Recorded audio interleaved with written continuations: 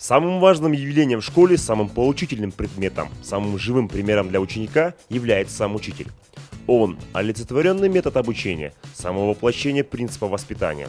Именно эти учителя каждый год собираются на берегу озера Иссык-Куль, дабы принять участие в спартакиаде. В этом году спартакиада среди работников профтехучилищ проходит в 24-й раз, и по традиции он собрал представителей этой профессии со всех уголков Кыргызстана. Мероприятие началось с церемонии открытия, перед которым прошел парад участников. В нем более 500 участников из Нарына, Таласа, Баткена, Джалабада, Оша, Бишкека, Чуйска и Иссык-Кульской областей прошли торжественным маршем.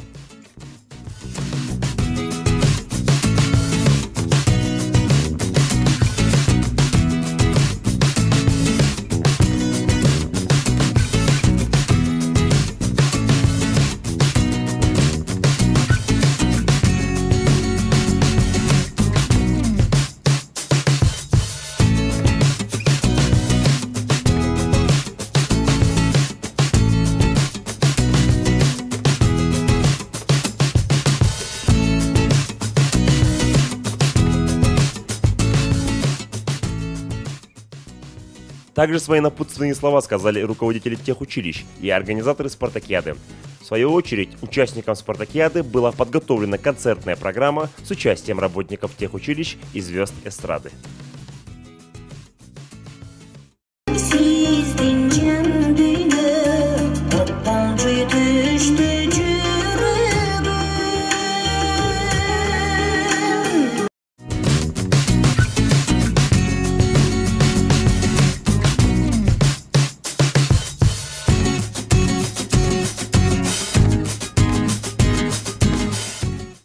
Быйылкы 24 спартакиада өзгөчө себептигинен биринчиден ошо президенттин жарлыгы менен ошо аймактарды өнүктүрүү жылына алкагында, ошондой эле биздин агенттиктин алдындагы эмгек резерв республикалык дене тарбия жана спорт борборунун 25 жылына арналат.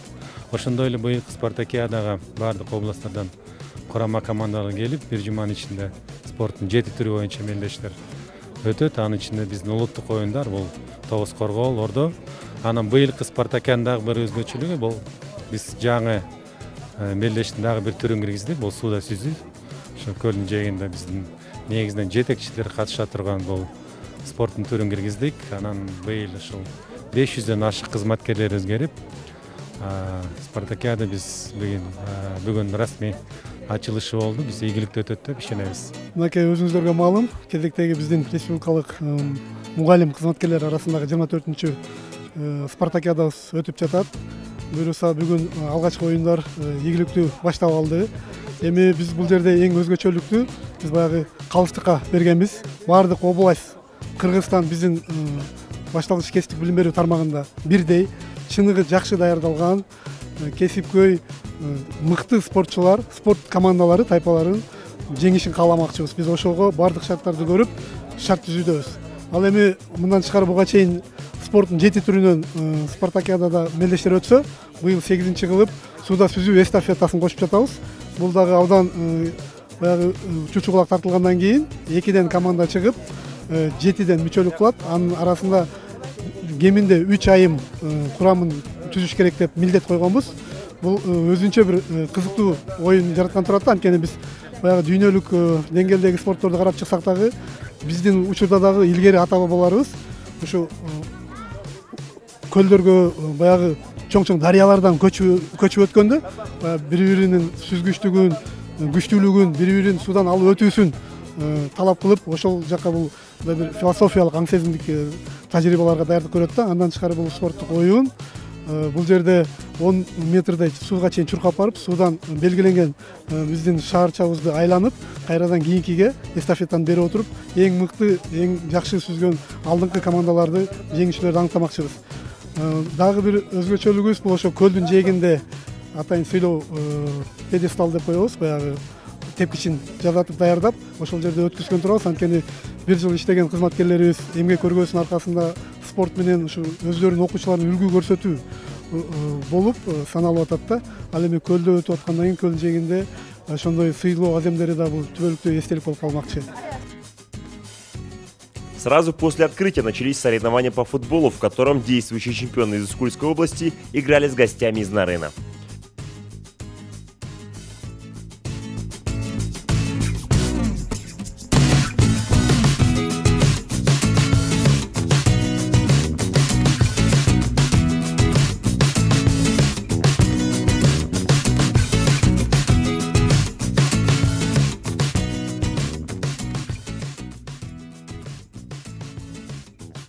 Как известно, ни одно спортивное мероприятие не проходит без судей. Также и на этих играх за порядком следят компетентные рефери, такие как Рахат Төлөкбаев. Былтыркы келген командалардын деңгээлине караганда быйылкылардыкы кичине өйдөрөөк экен, жогорураак. Даярдыктары жакшы экен. Азыр башталды биринчи турда. Былтыркы чемпиондор менен Ысык көл чемпион болгон. Ысык көл командасы менен Нарын командасы ойноду. Анан өзүңүздөр көргөндөй, Ысык көл командасы дагы жеңишке ээ болду.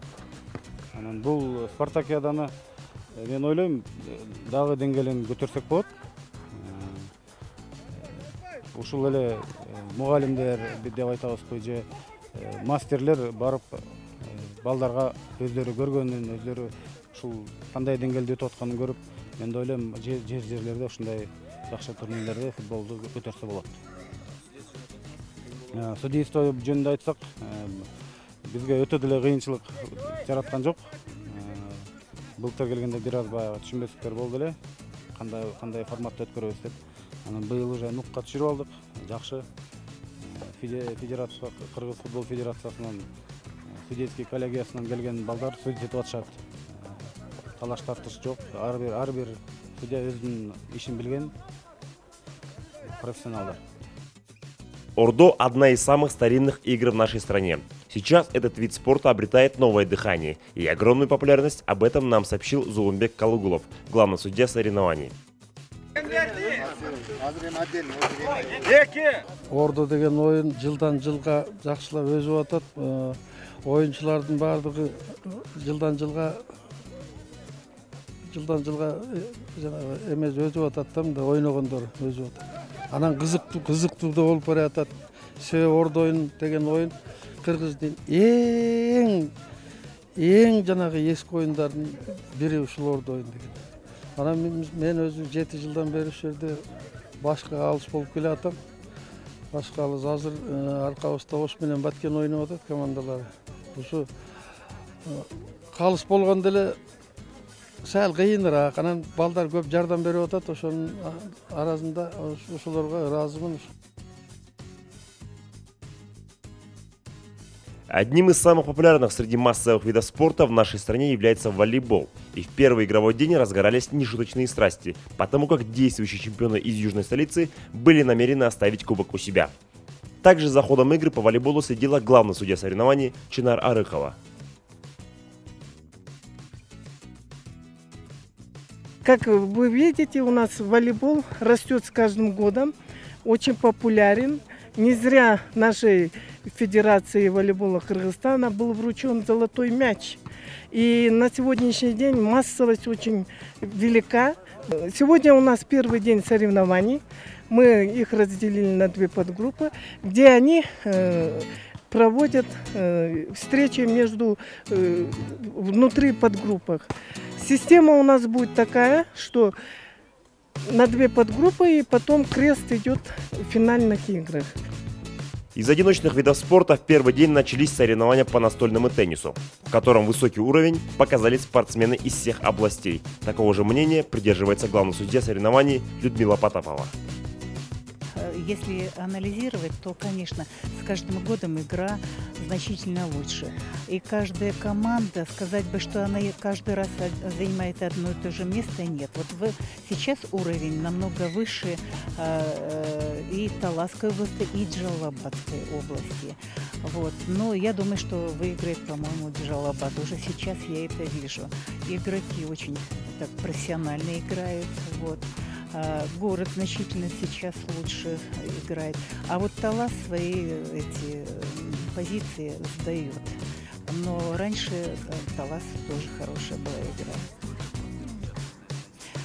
У нас, согласно положению, 2 мужчины и 1 женщина. Уровень женщин, конечно, значительно ниже, чем мужчин. Но потому что женщина это мастер играет, преподаватель. Это действительно не подставные люди, а люди, которые любят играть в теннис. Иногда даже стесняются, что уровень их ниже, чем у мужчин, но я их поддерживаю, женщины я всегда поддерживаю.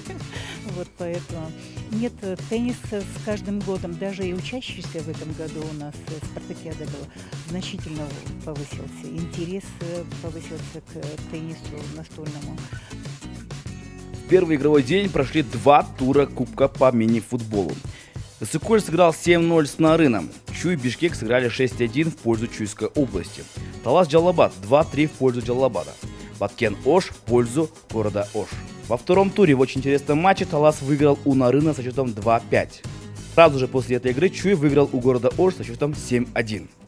Представители Джалабада проиграли Иссык-Кулю со счетом 1-3. Баткен не смог забить ни одного мяча городу Бишкек и проиграл со счетом 3-0. В соревнованиях по настольному теннису в первый игровой день была лучшей командой из города Бишкек. 2 победы. Победа над Чуйской областью и победа над Таласской областью. Иссык-Кульская область выиграла город Ош и проиграла Джалабадская область. Представители Чуйской области одолели своих соперников из Нарына со счетом 3-0. Таласская область в первый игровой день играла с Нарынской областью, которая одолела со счетом 2-1, и проиграли они городу Бишкек 1-2.